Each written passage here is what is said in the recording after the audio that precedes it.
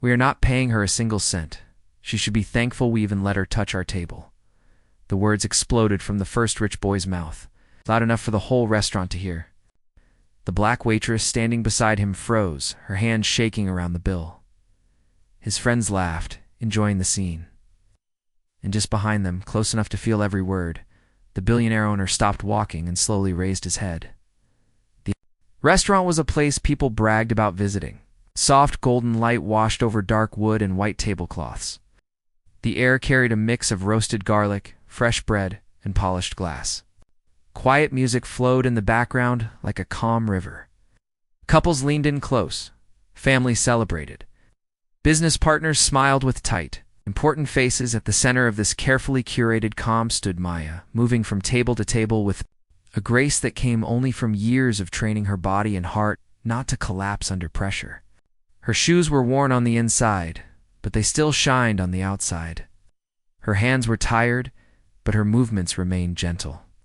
The badge on her chest showed only her name, but if someone had looked closer, they would have seen a whole life.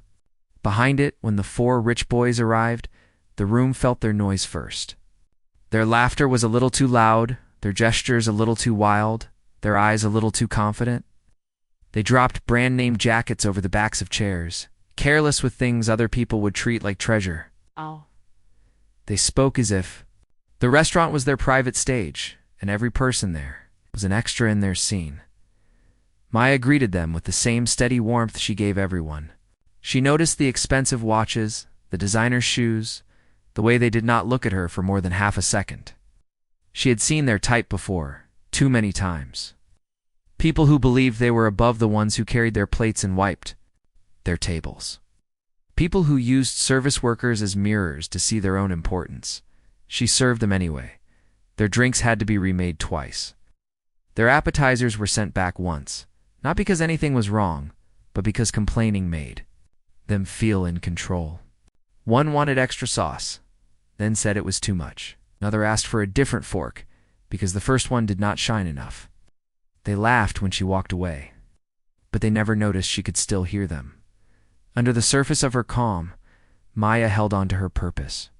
She had a grandmother at home who had raised her alone, working 2 jobs until her knees gave out. She had rent due in a week and medicine to buy. She had given up her own plans for study so her younger brother could stay in school. Every long shift, every rude guest, every tired night was a brick in the foundation of the future she was trying to build for her family. Years earlier, before she wore this apron, Maya had sat in a hospital waiting room as her grandmother fought for breath. The doctors talked about money and insurance and waiting lists. Maya had felt helpless. On that day, she made a promise to herself. She would work as hard as she had to, endure whatever she must, so that her grandmother would never be alone and afraid again. The promise was the quiet fire behind her eyes now. The boys did not know this. They saw only a uniform and a smile. By the end of the meal, they had consumed everything they ordered. The plates were nearly spotless. Their laughter still rolled across the room. Maya approached with the bill, careful and professional even. Though her back ached and her legs felt heavy, she set the black folder on the table with a soft nod and stepped back. The first boy opened it and whistled, more for show than surprise. He looked at the total, then lifted his head and raised his voice with a wicked little grin. "I am not giving her a single cent. She should be thankful. What? We even let her serve us." His friends roared with laughter. One added that she already got paid to walk around. Another said people like them made the place look good, while people like her just carried plates. The fourth leaned back, crossed his arms, and watched Maya's face with cold amusement, as if waiting for her to break. She did not break. But inside, something shook. The nearby tables fell quiet. A couple exchanged uncomfortable glances. A family with 2 young children went silent, the kids looking at Maya with wide, confused eyes. The manager, standing near the bar, heard every word and looked away, pretending to review a wine bottle. The room was full of witnesses, yet in that moment it felt like Maya stood alone at the center of a spotlight she never asked for. She reached for the bill folder, her fingers steady only. because she had trained them to be. She knew this scene. It had happened before in smaller ways. A rude comment here, an empty tip there. The message was always the same. You are less. She turned toward the register. The hurt sat heavy in her chest, mixing with exhaustion. The promise she made in that hospital waiting room pressed against her heart. Endure. Keep going. Make it home. But tonight, someone else had heard enough. Daniel Cole had walked into the restaurant a few minutes earlier without making any noise.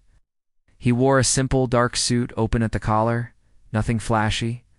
To most guests, he looked like another well-off man coming for dinner. To the staff, he was a quiet legend. He had once been a dishwasher who slept on a broken cot in the back of a diner. He had once been the waiter who was spoken down to. Now he owned every restaurant in this group. He had built this place from the memory of every insult he swallowed and every person who treated him with respect, when they did not have to. He walked through his restaurants not to be praised, but to listen. Tonight, he had listened to enough. Standing only a few steps behind the boys, he had heard every word. He had watched Maya's shoulders tighten, seen the way the manager froze instead of intervening, noticed the shame in the eyes. Of guests who stayed silent, he stepped forward. The air seemed to change as he reached their table. The warmth of the lights felt sharper, the music thinner, as every sense focused on what was about to unfold. The boys turned slowly, irritation on their faces, ready to snap at whoever dared to interrupt them. That irritation died the instant they saw him. The manager hurried over, nervous energy in every movement. Staff members peeked from the kitchen, hope and fear mixing in their eyes. Maya stood near the register, bill folder still in her hands, not yet realizing who had stepped in. Daniel did not raise his voice. He did not need to. His calm carried more power than any shout. He spoke to the boys with steady eyes and words. That left no room to escape.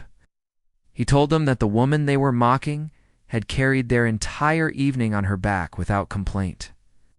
He reminded them that they had demanded more than any table in the room, and that she had delivered all of it with patience. Then he asked them a simple question. What do you think it says about you that you can eat a full meal, enjoy every second, and decide that the person who made it possible deserves nothing? The boys shifted in their seats. Their confidence slipped. The first tried to say they were joking. Daniel stopped that excuse in its tracks with one quiet sentence. Cruelty is not a joke. It's just because you laugh at it. The room absorbed that line like a stone dropping into still water. He reached for the bill folder, opened it, and stared at the empty tip line. Then he placed it back on the table between them. His voice stayed even, but the message landed with the weight of a verdict.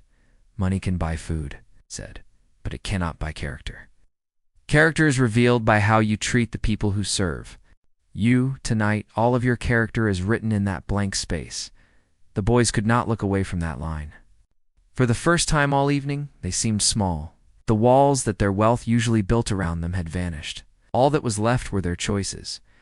Daniel told them to correct the mistake, to add a proper tip, not a token, but a fare. Share for the work done. Then he stepped aside and called Maya over with a gentle nod. She walked toward them with measured steps, feeling every eye in the room on her. But this time the attention did not feel like a threat. It felt like a shield. The boys stood up. Their faces were red now, not with pride, but with shame. They spoke their apology. It was clumsy, uncomfortable, and real enough that Maya saw a crack in their arrogance. She accepted it with a calm nod, not bending, not shrinking, as they left. The restaurant, the guests began to clap, soft at first, then stronger. It was not for the money left on the bill. It was for the line that had finally been drawn in the sand. Daniel turned to Maya and spoke quietly, so only she and a few nearby staff could hear. Your dignity was never in question. He said theirs was. Remember this. Respect is not a favor rich people hand out. Respect is a basic rule in this house. For the first time that night, Maya felt her chest loosen, the ache eased. She had walked through humiliation and come out standing taller, not because she shouted, but because she held her, ground in silence until the right person stepped forward. As the shift went on, other guests looked at her differently. with kindness, with gratitude. Some left extra tips. Some left simple smiles. She took both as small bricks in a new foundation, one where she no longer felt invisible.